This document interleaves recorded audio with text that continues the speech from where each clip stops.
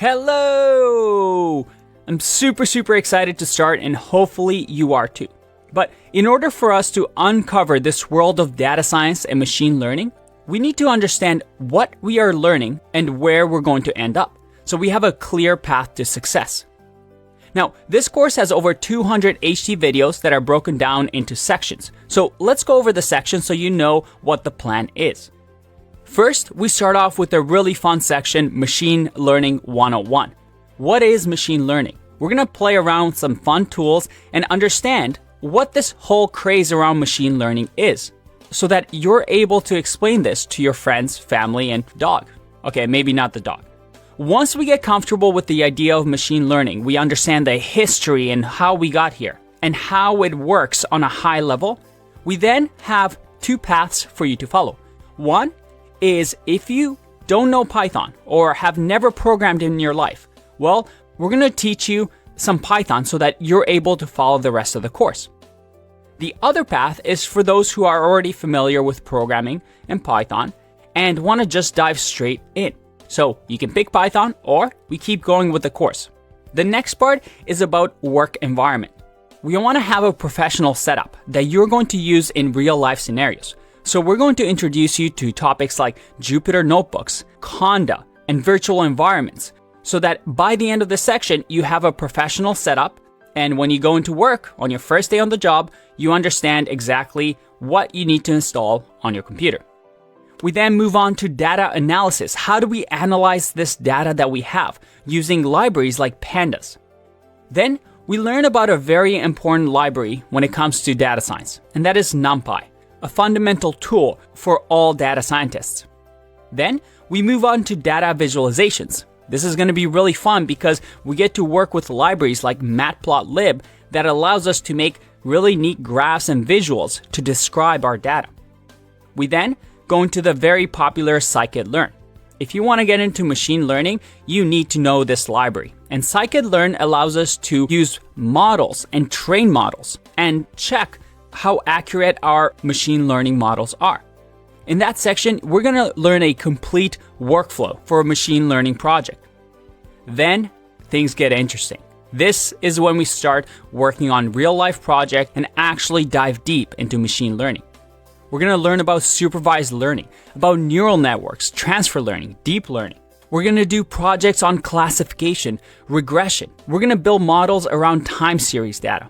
Now, we're not going to shy away from difficult topics here. We're going to introduce you, especially later on in the course, to advanced topics like deep learning, neural networks, and transfer learning. And we use the latest version of TensorFlow and Keras to do fun projects like image classifications, transfer learning. We're even going to show you how to use GPUs on your models to accelerate the training. This is going to be a really fun part where we actually work on real life projects, and we're going to have notebooks and workbooks by the end of it to show off on your portfolio. We then get into data engineering. Data engineering is actually a whole field in itself, but as a data scientist, you need to understand what they do and what the big high-level concepts are on topics like Hadoop and Spark, so that you know how they're used in the industry and you can communicate with data engineers. This is a part that's often missing in a lot of courses. But one of my favorite parts is this last part, the storytelling and communication. Something that we're very excited about because it's a topic so important but often forgotten. That is, in order for you to be a successful machine learning and data science engineer, you need to be able to communicate your work, present your work to management, to boss, to your coworkers. So using our experience working in the industry, we're going to show you how to work on your storytelling, communication, to present your project, and to really stand out from all your colleagues. Data science is a popular field, and in order for you to succeed, we want to go beyond just the basics. And communication is a big part of that.